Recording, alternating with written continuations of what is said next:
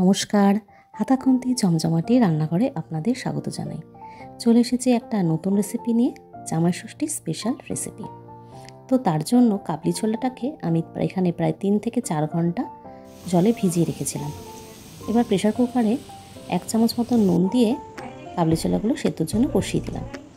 আরেকটা পাত্রে কড়াই বসিয়ে তাতে তেল গরম করে এক এক করে গোটা গরম মশলা, তেজপাতা আর শুকনো লঙ্কা দিয়ে কেটে রাখা পেঁয়াজগুলো দিয়ে তার মধ্যে একটু নুন দিয়ে গোল্ডেন ফ্রাই করা পর্যন্ত আমি পেঁয়াজগুলো ভেজে নেব।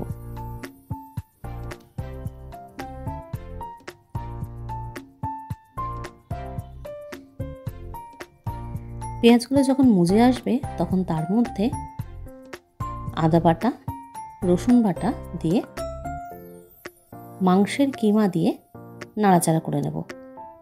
এখানে আমি চিকেনের সলিড পিস ব্যবহার করেছি।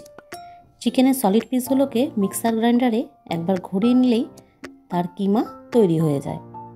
যদি আপনারা কখনো বাজার থেকে কিমা তৈরি করে নিয়ে আসতে না পারেন, তখন চিকেনের যে সলিড পিসগুলো থাকে সেগুলো মিক্সিতে একবার ঘুরিয়ে নিলেই দেখবেন খুব সুন্দর কিমা তৈরি হয়ে গেছে। এখন সেগুলোকে দিয়ে তার মধ্যে 3 থেকে 4টে কাঁচা লঙ্কা আমি থেতো করে দিয়েছি, 2টো টমেটো ব্লেন্ড করে তার মধ্যে দিয়ে দিয়েছি।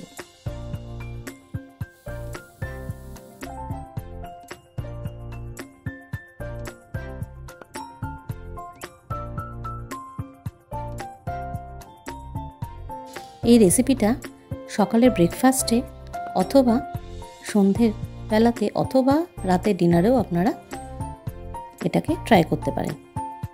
এবারে তার মধ্যে এক এক করে স্বাদ অনুসারে নুন, হলুদ, লঙ্কার গুঁড়ো দিয়ে আর সামান্য চিনি দিয়ে এটাকে নাড়াচাড়া করে নেব। আপনারা যারা যেরকম মিষ্টি খাওয়া পছন্দ করেন তারা সেই অনুযায়ী চিনি অ্যাড করতে পারেন, আর ঝালটাও আপনারা আপনাদের পছন্দ অনুযায়ী কম বেশি ব্যবহার করতে পারেন।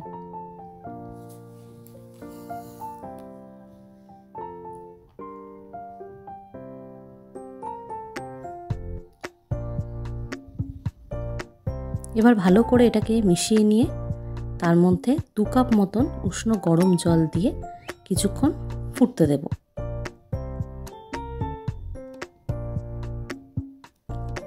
এই রান্নাটা আপনারা লুচি, রুটি বা পরোটার সাথেও ট্রাই করতে পারেন, ভীষণ ভালো লাগবে খেলে।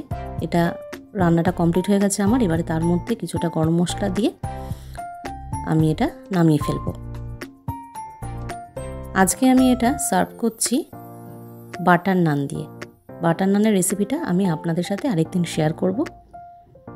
রান্নাটা কেমন হলো আমাকে অবশ্যই একটা কমেন্ট করে জানাবেন। আপনারা অবশ্যই ট্রাই করবেন আর সাবস্ক্রাইব করতে একেবারেই ভুলবেন না। একটা লাইক, একটা শেয়ার করে দেবেন।